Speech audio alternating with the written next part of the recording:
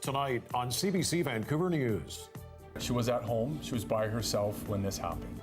Charges laid in connection with a violent home invasion that left a woman badly hurt. Also, I would say we pay a competitive but a pretty expensive rate. Sky-high Vancouver office rents putting pressure on local charities. And this is unbelievable. Unbelievable. celebrating Canada's team, the Raptors victory parade draws hundreds of thousands of fans. This is CBC Vancouver News.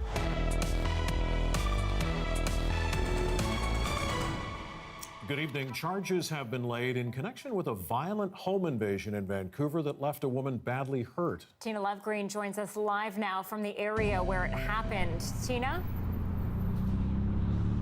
Anita, quite a disturbing incident. Now, people living around the area are relieved that at least someone is in custody and charges have been laid. It happened last week. It was Friday, 6:30 in the morning. A 29-year-old woman was by herself in her home when someone broke into her apartment through an unlocked patio door and attacked her. She had to go to the hospital because she was badly hurt. And now the attack happened in one of these buildings here on Beach Avenue and Jervis Street. It's a very popular area here in the West End, right across the street from English Bay. And through the help of some surveillance video, police were able to identify a suspect. And the very next day, a patrol officer arrested 50-year-old Paul Duxey. Crown Counsel has approved charges for aggravated assault, break-and-enter, and theft. Vancouver police investigators are anticipating forwarding additional charges to Crown Counsel for their consideration.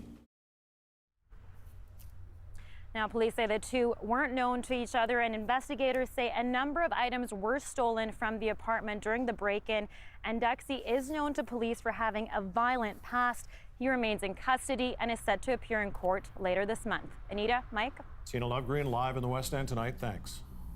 The family of a young Vancouver Island man who died of an accidental overdose wants rules changed so kids cannot block their parents from knowing about their health challenges. They spoke at the start of the Coroner's inquest into the death of 16-year-old Elliot Urchuk. CBC Vancouver News at 11 host Dan Burrett joins us live now with more. Dan, what happened to Elliot?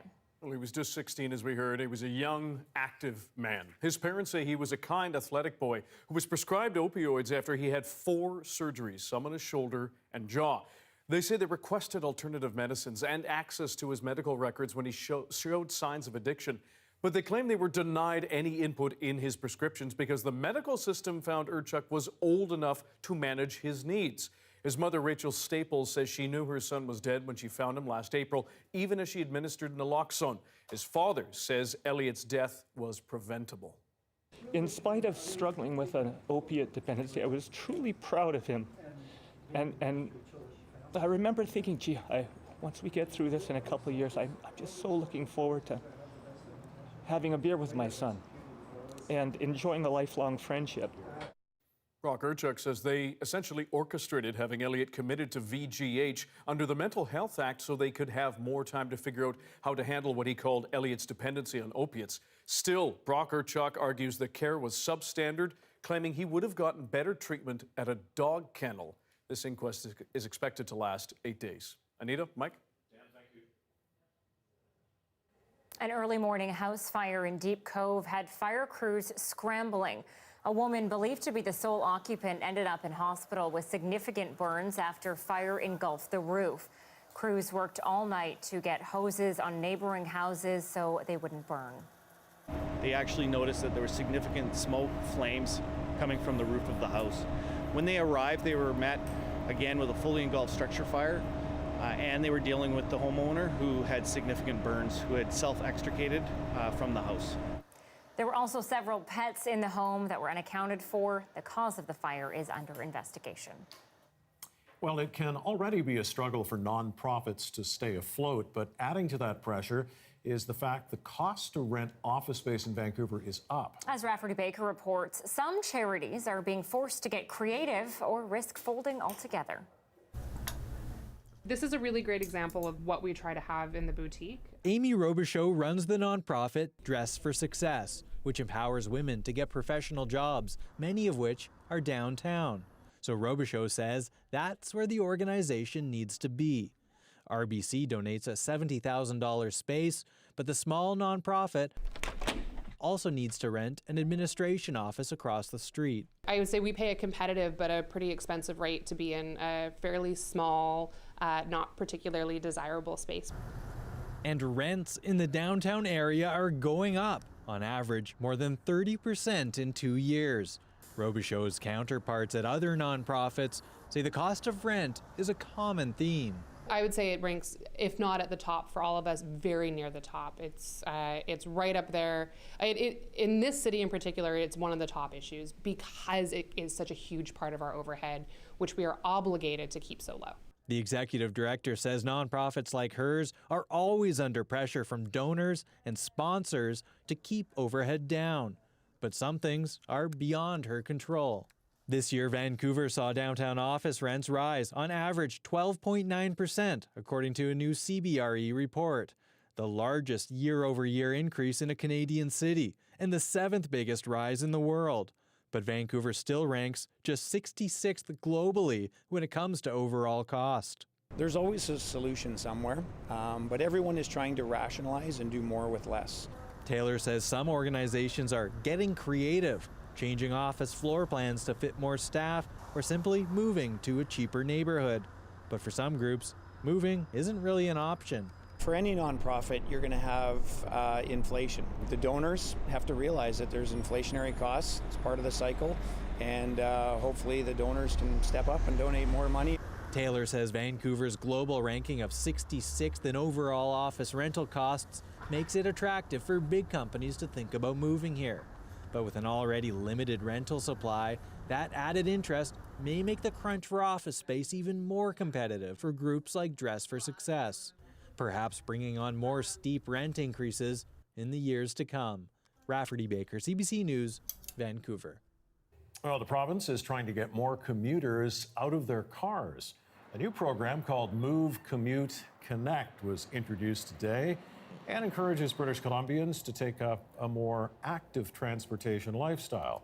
The hope is it'll help reduce congestion and greenhouse gases while also boosting physical health. The strategy is to get people out walking, cycling, or using transit, and the goal is to double those methods of transportation by 2030. BCers will benefit from incentive programs that will make active transportation more affordable and better end-of-trip facilities. Part of this is ensuring that infrastructure such as new bridges and interchanges are designed to make walking, cycling, and transit safe and convenient for everyone. Some of the initiatives will include reviewing the Motor Vehicle Act to include electric bikes and scooters. Rain and snow-capped mountains, they're what keep Metro Vancouver reservoirs full of water. Still, there's growing concern about dwindling supplies. And as Malpuri reports tonight, when it comes to residential water use, you might be surprised at how Vancouver compares to other cities. Metro Vancouverites use water like it's going out of style instead of like it might be going out of supply. At this point, the reservoirs are full. They're at 93%, and how quickly we deplete them depends on weather and usage. It's easy to list off uses for water, but how much do you know about where and how we use it the most? Any thoughts on how we use water in our homes? Badly. We're going to play a game. Okay. Bathtub? Maybe 24%. The washing machine for your clothes. Ooh, the wash and downs. Yeah, I think that one's a big one. Probably the most. Across the country, Montreal's residential per capita water use is 286 litres a day. Toronto's is 219, Calgary's 210, and Vancouver's 270 litres per day. If we were talking about gas, that's enough to fill the tanks of 4 SUVs.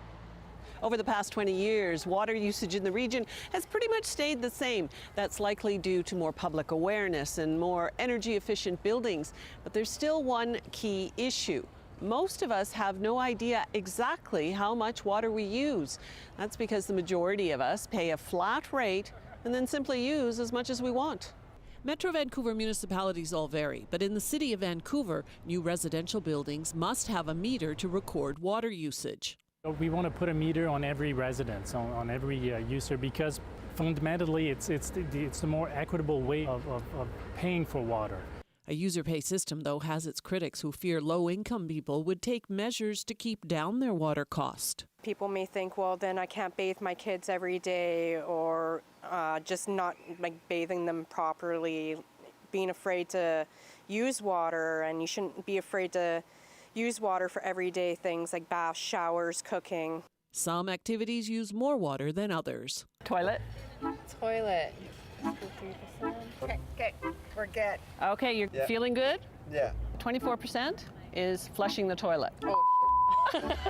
Flushing the toilet accounts for 24% of water use at home. Faucets and showers are tied at 20%. The washing machine uses 16%. Leaks come in at 13%. And baths and dishwashers at 3% and 2%. Metro Vancouver predicts another 1 million people in the region over the next 30 years and the need for much more conservation. Belle Puri, CBC News, Vancouver. Fire crews are working to control a new wildfire burning just west of Sprout Lake on Vancouver Island. Right now, it is just under 2 hectares in size, with 24 firefighters and 1 helicopter battling the blaze. It was first discovered yesterday morning with smoke seen from Highway 4. The fire is under investigation, but is suspected to be human-caused.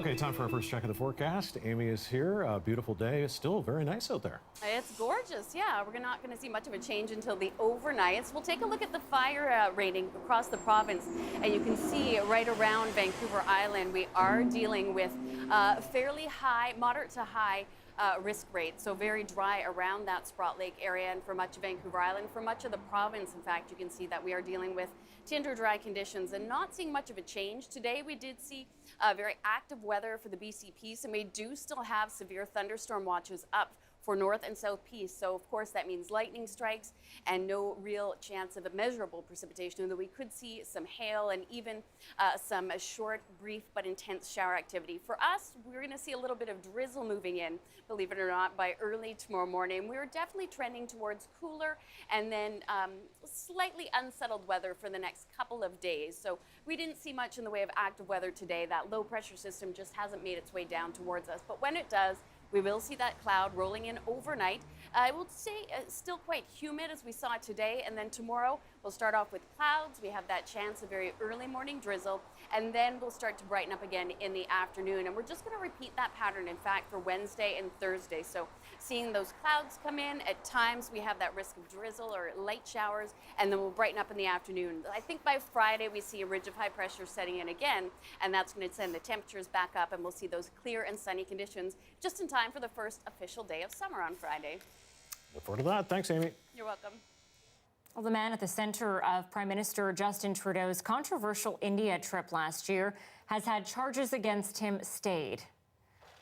Jaspal Atwal was accused of uttering threats to cause death or bodily harm after allegedly threatening radio host Gurvinder Singh Dhaliwal last April. He made headlines after showing up to an official event and posing for a photo with Sophie Gregoire Trudeau and a Liberal cabinet minister during the India trip. Atwal was previously convicted for trying to assassinate an Indian cabinet minister in 1986. The coroner's office has released its report into the death of Ben Kilmer. The Vancouver Island electrician's van was found with its engine running near Duncan in May of last year.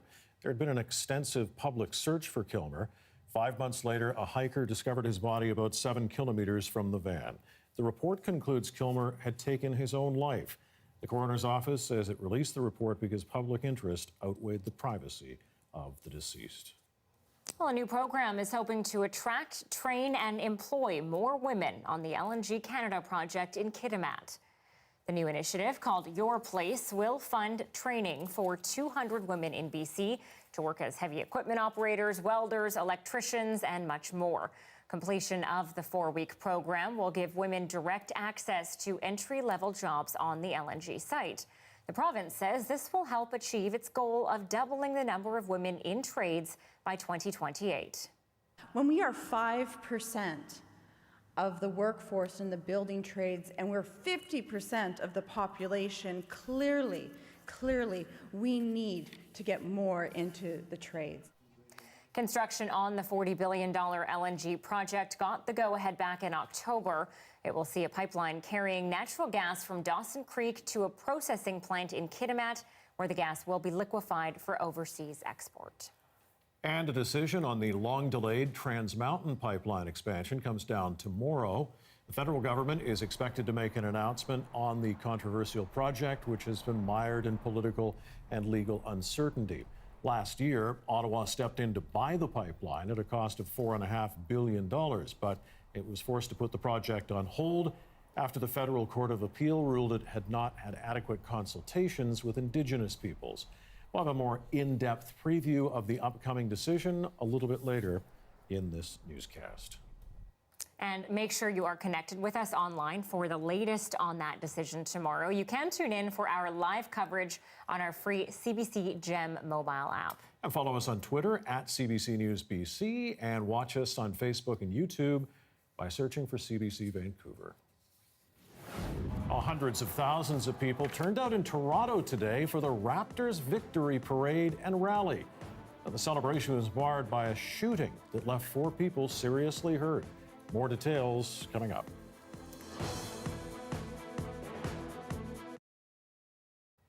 Well, speaking of thousands of people heading to events, thousands crowded onto Main Street this weekend for Car Free Day. Yeah, the event's become an annual Vancouver tradition, encouraging people to ditch the steering wheel and get to know their community.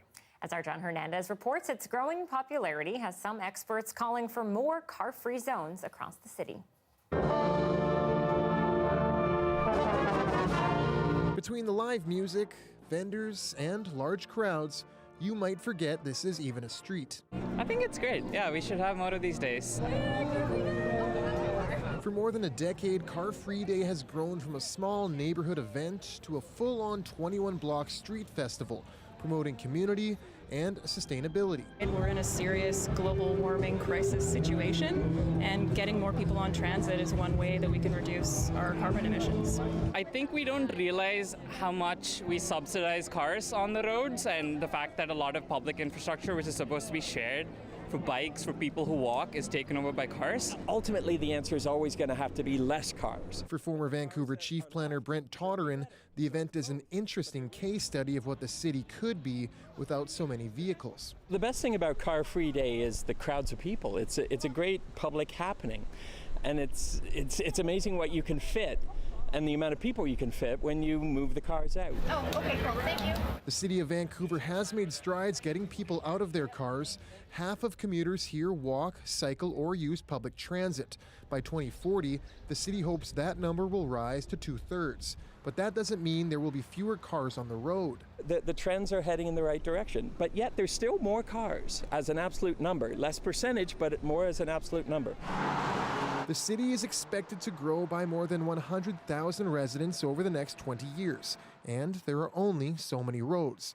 To keep the city livable, experts like Todderin suggest making more areas off limits to vehicles, like Yaletown or Water Street. The environmental aspect, the social aspect, the public life aspect, there's all sorts of public interest reasons why changing the nature of the car in your city makes the city work better for everyone. It's an issue that's up for debate. But with more than 400,000 people attending events like this every year, it's sure to draw some support. John Hernandez, CBC News, Vancouver. Always controversial when you talk about getting rid of cars. And Yep, but annual event that always attracts a lot of people. It's nice to just be able to walk right down the middle of the road. Absolutely. Right? No worries there. And speaking again of people taking over the city streets, that's all we're talking about today. We will take you to Toronto next for a look at everything that happened as the city celebrated the Toronto Raptors NBA championship. We'll be right back.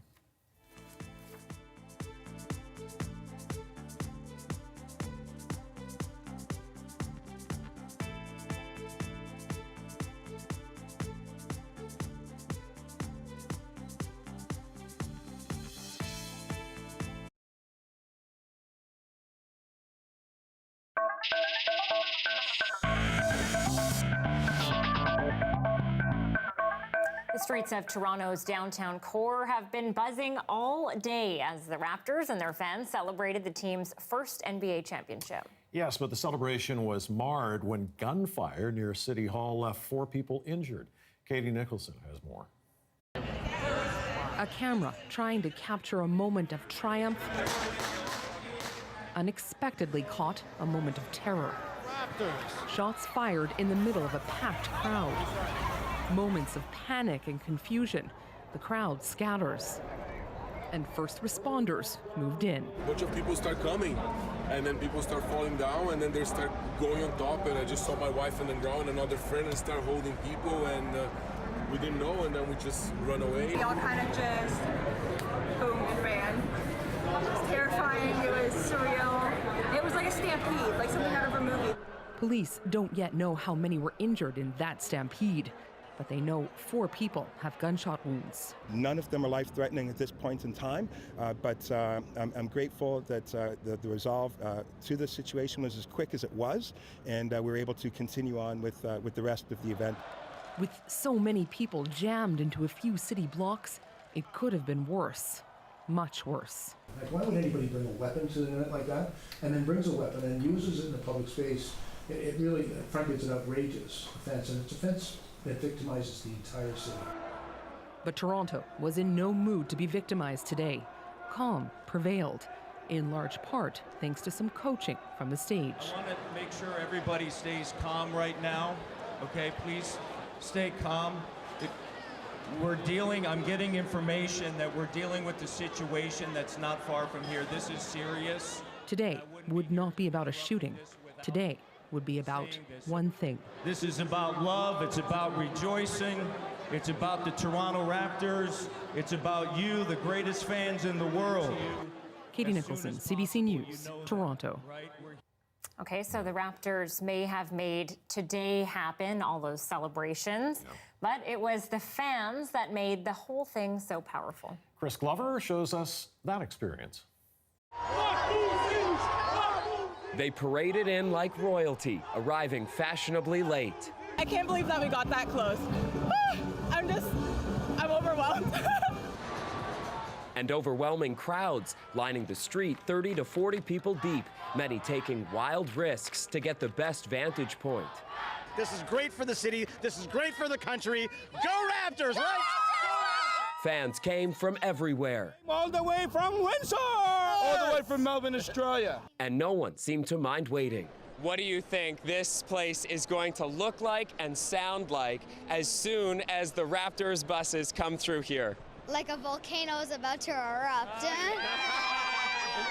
Even the little ones practiced patience. That's so exciting because I've never met them before. Well, I've never seen them in person. Most turning this Monday into an extra long weekend.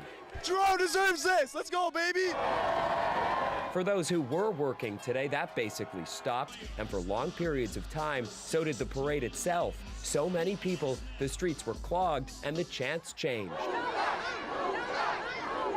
Liban Jabrio left Toronto years ago for Australia, but as the Raptors neared the trophy, he flew home. I've tried to find words in the dictionary to describe this, but I've never felt this unity in our city, man, in our country. Most haven't. It's been decades since the Blue Jays World Series parade in the 90s. Neera Gupta remembers it. But I think today is better. It's really, it seems bigger, better, and I don't know, we're overjoyed. As the superstars came out, all eyes were on one guy. With free agency around the corner, Kawhi Leonard has been offered condos and honorary bachelor degrees. Today, a houseplant. We'll see if the love and admiration of a nation is enough. Chris Glover, CBC News, Toronto. Quite the spectacle. And of all the reporters, and there were a lot of them there, but of all the ones covering this big event, CBC's Greg Ross may have had the most memorable moment. I think so. Take a look at this. He played a role in an epic mic drop. I'm going to throw the mic to Drake. Here we go.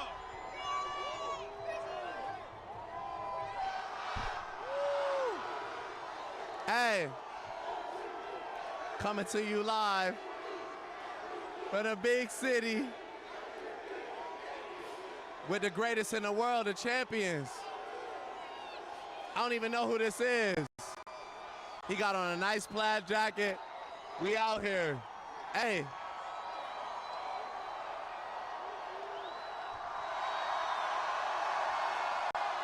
We got one with the dip.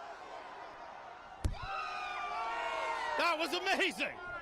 I mean, how awesome was that? Thank you, Drake. Great moment. And look at these fans just soaking it in as Drake kind of plays with everybody. I mean, even before the players, Drake might be the only person you want that mic drop from. Absolutely. And they dropped the mic, but neither of them dropped the mic, which is impressive. Yes. Really impressive, if you know what I mean. Yes. Yes. Well, we're expected to learn the fate of the Trans Mountain Pipeline expansion tomorrow. Coming up, a look at who is still butting heads.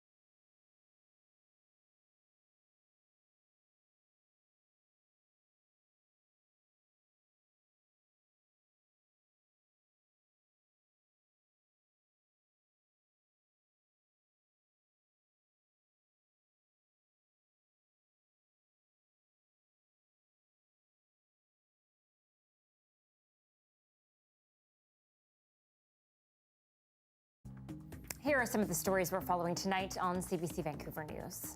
Crown Counsel has approved charges for aggravated assault, break-and-enter, and theft.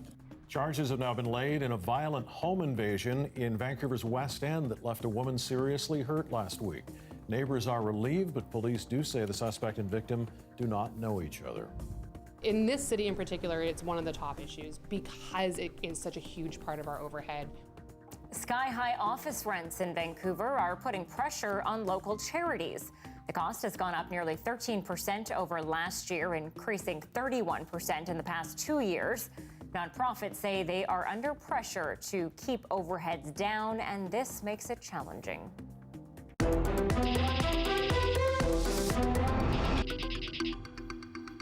We should know tomorrow whether the Trans Mountain expansion is moving ahead. Now, the $7.4 billion project would triple the existing pipeline's capacity. David Cochrane now on where the project and the politicians stand. MPs can see the pressure on their way to work. Oral questions. They can hear it when they get there. So why won't the Liberals just admit that they don't want pipelines and that Trans Mountain will never actually get built under their watch? Conservatives want shovels in the ground. The NDP wants nails in a coffin. Why don't Liberals side with Canadians tomorrow and cancel the Trans Mountain expansion project? It shows the political squeeze the Liberals are facing as a government determined to fight climate change while also getting Alberta oil to market. Well, Mr. Speaker, on the one hand, you have Conservatives, they don't get the environment. On the other hand, you have the NDP, they don't get the economy. The government insists there's been no final decision, but for weeks now they've been stockpiling pipe along the construction route, a step to help restart the project quickly. It's been more than a year since the finance minister announced Canada was buying the pipeline, 10 months since a federal court stopped construction and ordered more consultations with Indigenous communities. All of that's been done. And while Bill Morneau isn't saying if it's been enough to satisfy the courts, government sources tell CBC News the plan is for a formal announcement of the decision one way or another to come after markets close on Tuesday. Another sign as to where this decision might be going is where Bill Morneau is going later this week. The finance minister is set to give an economic speech in Calgary on Wednesday, the day after this pipeline decision is due. Not the sort of trip a minister makes if he's about to disappoint the oil patch. David Cochrane, CBC News, Ottawa. Still a gorgeous Monday evening out there. It is 6:31. The sunny skies are sticking around for a few days, but Amy Bell has your full forecast next and a warning, things may be changing.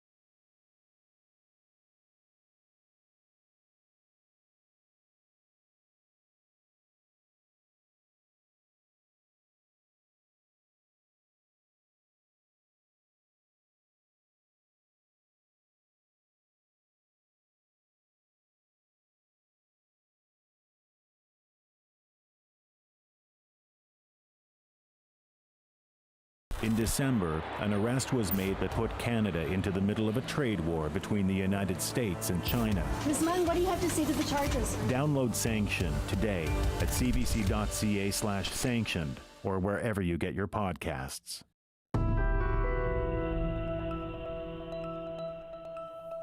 A founding father of Canada's craft beer industry has died. John Mitchell's legacy and contributions to the country's brewing scene are felt far and wide. Almost 40 years ago, he co-founded Horseshoe Bay Brewing, Canada's first modern microbrewery. He was inspired to make better beer after tiring of serving what he called factory fizz. He would then add Spinnaker's, the country's first brew pub, to his resume, and was later involved with the launch of a number of breweries, including How Sound Brewing. Mitchell died at the age of 89. John Mitchell, quite the pioneer. Be a nice evening for a pint. It would be a lovely evening. Yes. Yeah, it's going to be a lovely evening. There is change coming our way, though, but today was gorgeous. We started off with just a little bit of high cloud in a few areas, but for the most part, it was just clear and sunny. But yes, we are going to see things getting a little bit cooler, a little bit cloudier. Today, we had very active weather in the southern interior, or the northeastern interior, I should say, and we still have those thunderstorm watches up for the BC Peace area. So we'll just have to keep an eye on that, but that certainly means we're at risk for a lot of thunder and lightning.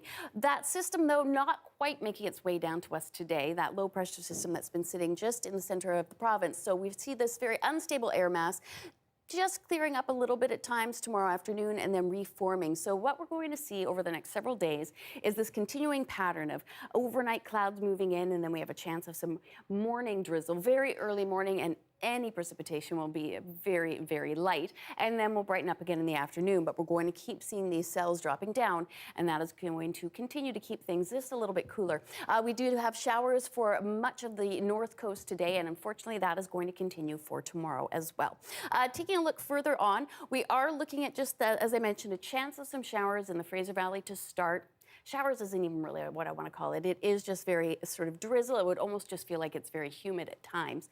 Much the same over on Vancouver Island, as I mentioned, though, as you get up further along the coast to Fino, you are going to see showers on and off throughout the day. And a high of just 16, mainly cloudy for Victoria, a little breezy in off the water as well. And we're going to see that on the south coast as well. Closer you are to the water, it's going to be a bit chillier, and we are going to see a little bit of a breeze moving in. 22 in Whistler, so much cooler up there than it's been the last couple of days. Certainly, we will not be breaking any temperature records.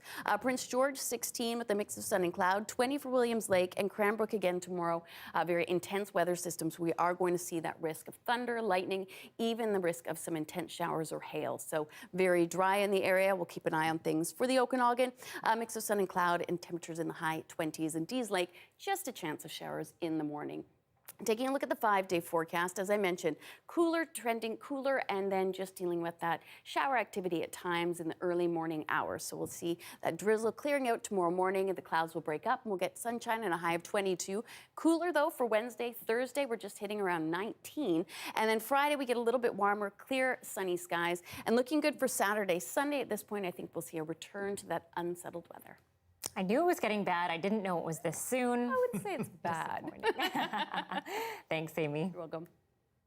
Well, today marks 100 years since an infamous riot in England involving hundreds of Canadian soldiers. No one was ever convicted for the killing of a police officer that day, and that may have been because of a royal intervention. Thomas Daigle has more on this little-known story. A century ago, Canadian troops were known to enjoy a pint at the Rifleman Pub in Epsom, England. Just what they were doing June 17, 1919, when a fight broke out and 2 soldiers were arrested. Very large Canadian convalescent camp. 100 years later, that fateful night is being revisited on this tour, retracing the steps of those Canadians who were taken on foot to the nearby police station. They now have 2 Canadians under arrest, much to the anger of their comrades. The First World War had been over for months, with Canadians unable to leave just yet. Men from both countries were getting on each other's nerves. There were 78 women who actually left, married Canadians. There was a lot of bad feeling in that respect, and the Canadians wanted to go home and couldn't. 400 Canadian soldiers stormed the police station, which stood at this spot 100 years ago. They busted windows. They tried to set the building on fire, all in an attempt to free their comrades. Several police officers were injured, and that plaque marks the spot where Sergeant Thomas Green was killed. 4 Canadians were sent to jail only briefly for rioting, including Cape Breton-born private Alan McMaster. Years later, he confessed to killing Green, but no one was ever convicted. McMaster said he'd been pardoned by Edward, Prince of Wales, who just happened to have a visit to Canada planned 2 months later. They couldn't even contemplate the thought of him touring those places if some Canadian soldiers were possibly going to be hung or sentenced to life in prison. Green's family held no ill will toward Canada. In fact, his 2 daughters married Canadians. His great-grandson was born and raised there. He would be in awe just to see that his family continued and remembered his service, that it's not forgotten. A story seldom told in Canada, still resonating here 100 years on. Thomas Dagg, CBC News, Epsom, England. A proposed extradition legislation may be on hold in Hong Kong. Coming up, why protesters are still calling for the city's leader to step down.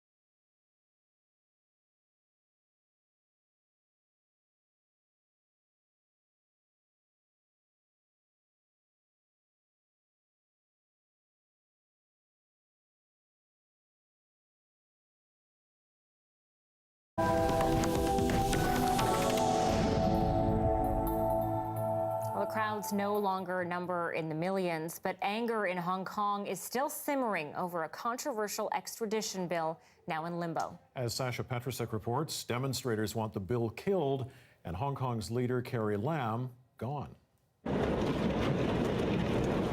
Before dawn Monday morning, Hong Kong roads were blocked again, but because of a determined few rather than a mass of thousands. Union members showing their support, student protesters sleeping off an all-night vigil, and from the financial towers nearby, one hedge fund manager.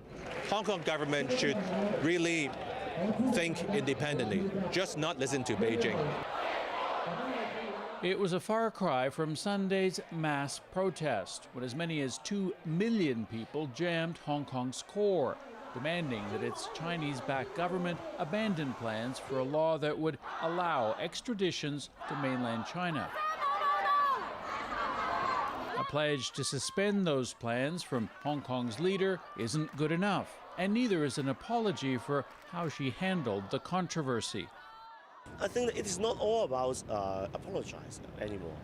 It is about you have to make the concession of the things that we are asking for.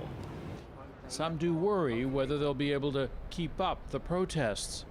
I think the culture of protest is in Hong Kong is just like you come out and walk and then finish.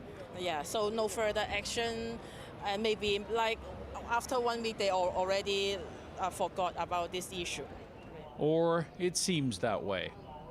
2 million people, a quarter of Hong Kong's population, is a lot of momentum. Now the challenge for the democracy movement is how to keep up the pressure, to channel all the anger and frustration of the past week into something the government can't ignore or appease. It's not yet clear how that's going to happen. Sasha Petrusik, CBC News, Hong Kong. U.S. President Donald Trump has called it the worst deal in history. But with Iran now threatening to break the limit on its uranium stockpile set by the 2015 nuclear deal, the U.S. State Department is calling on Iran to abide by the historic accord despite the Trump administration withdrawing from it. Alison Northcott reports.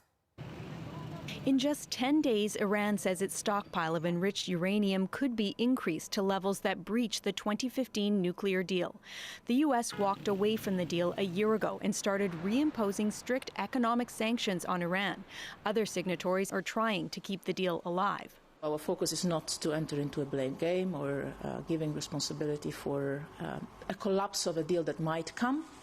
Our focus is to keep the agreement in place and keep the implementation of it.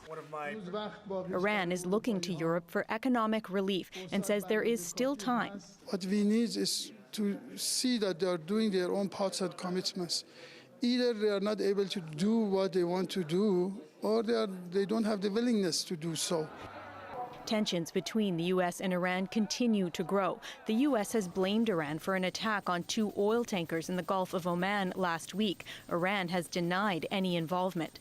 This expert says if Iran follows through on its threat, it would be a big deal politically. It's also an action that I think is likely to catalyze further escalation in this dispute that's rapidly becoming more serious between the U.S. and Iran.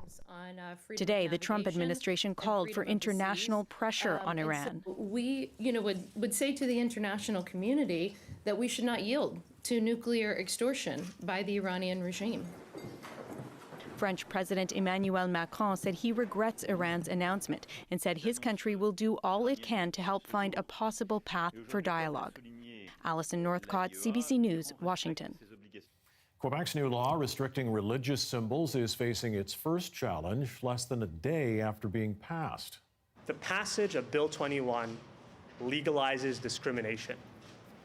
Bill 21 forces people to choose between their faith and their career. A Muslim advocacy group and the Canadian Civil Liberties Association filed a motion in Quebec Superior Court asking that the law be struck down. The court challenge says it violates equality guaranteed by the Constitution.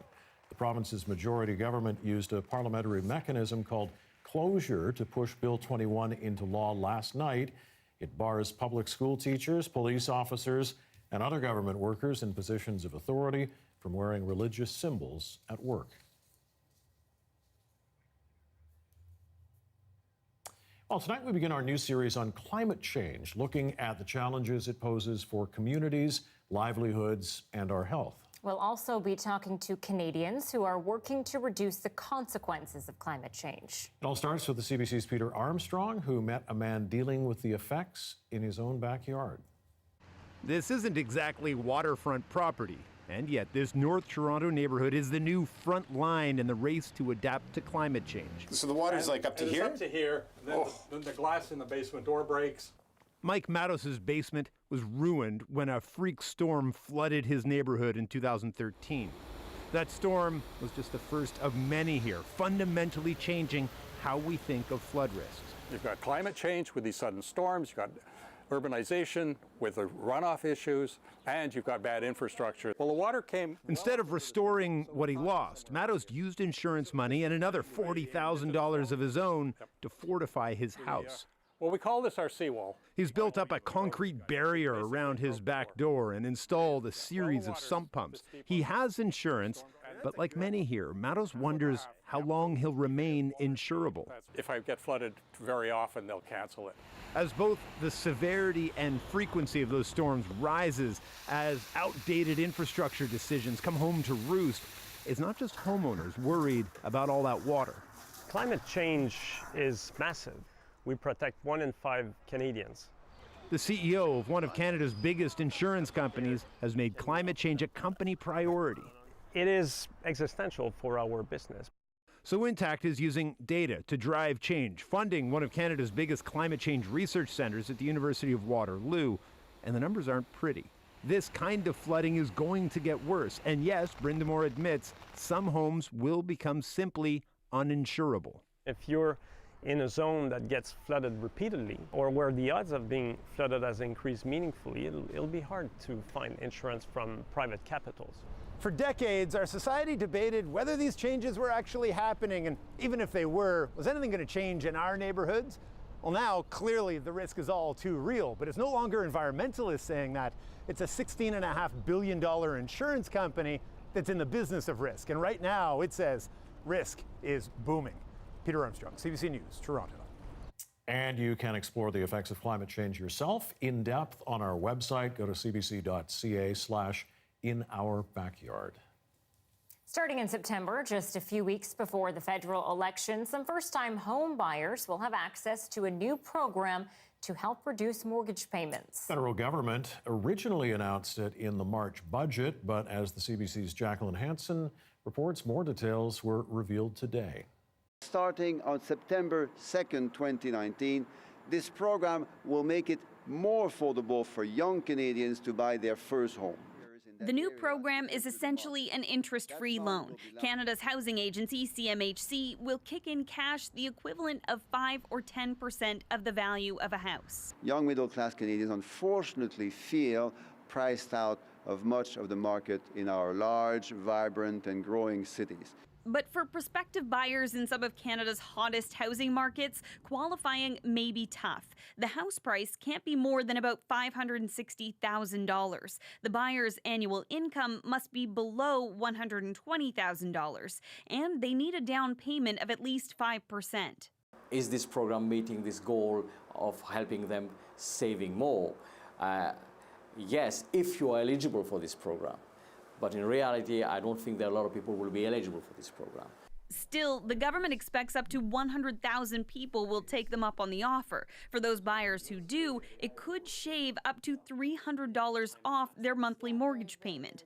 They will have to pay CMHC back, either within 25 years or when they sell, and the amount will still be a percentage of the home's value.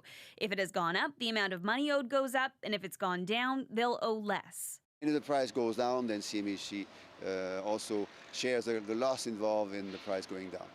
A risk the government says it's willing to take, so more Canadians may have a better shot at buying their first home.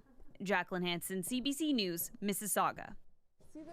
One strawberry farmer's summer has turned a bit sour. We'll tell you why the Richmond man has been fined coming up.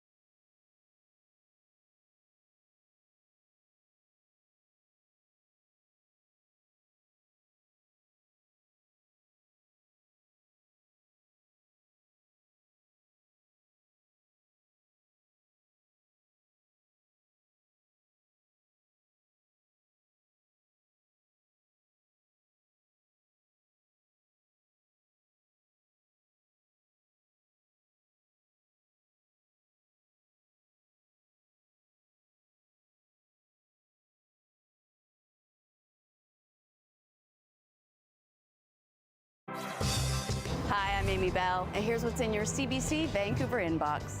Don't miss the Vancouver Art Gallery's exhibition this summer, Alberto Giacometti, A Line Through Time, from June 16th to September 29th, proudly sponsored by CBC Vancouver. And don't miss Silk Road Festival. This free 2-day outdoor multicultural festival features diverse cultural performances, food and beverage demonstrations, crafts, and more. Check us out online, cbc.ca/BC.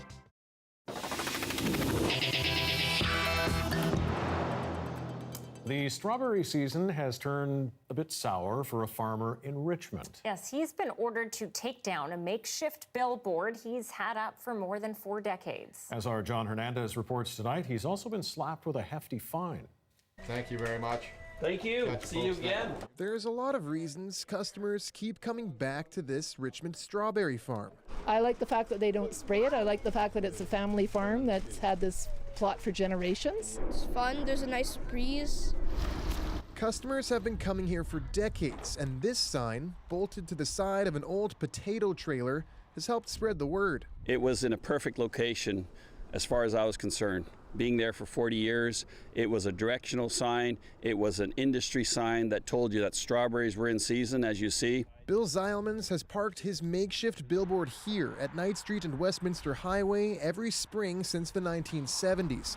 But this week, city bylaw officers ordered him to take it down and slapped him with a $1,000 fine. I couldn't believe what they were coming down at me with to make me move it without really any foresight or any discussion. Just get it out of there. You've got till 4 o'clock today. Officials say there was a public complaint about the sign. Staff deemed it a potential safety hazard. It's in violation of the city bylaw. That's quite clear. There are opportunities for farmers to put up seasonal signs and things like that to advertise produce, but this one was well outside the bounds of what is permitted under the sign bylaw. Now it's collecting dust behind a barn. But today, the crowds still showed up, many standing behind the well-respected farmer and speaking out against City Hall. I'm really sad to see that the city is harassing them for putting up a sign. I think the city should encourage farmers in every way, shape, and form that they can. This sort of leaves a foul taste in a lot of people's mouths that want to maybe consider agriculture. If the community is not behind you and supporting you in your endeavors, and by helping you promote the certain seasons of the year for agriculture, what is there left? The city says it wants to support its farmers, and it plans to review its signage bylaws in the near future. John Hernandez, CBC News, Richmond. Well, speaking of local berries, have you had a chance to have any yet? Yes, a few. They're yummy. Very sweet. Yeah. Much better than those California strawberries. Exactly. All right, Dan is here at 11 o'clock right after the National tonight. Yeah, and we are going to leave you with some fantastic video taken by CBC Radio's nature columnist Frank Ritzie. He took these pictures near Merritt, and they capture spring blooming in the air. Enjoy. Have a good night.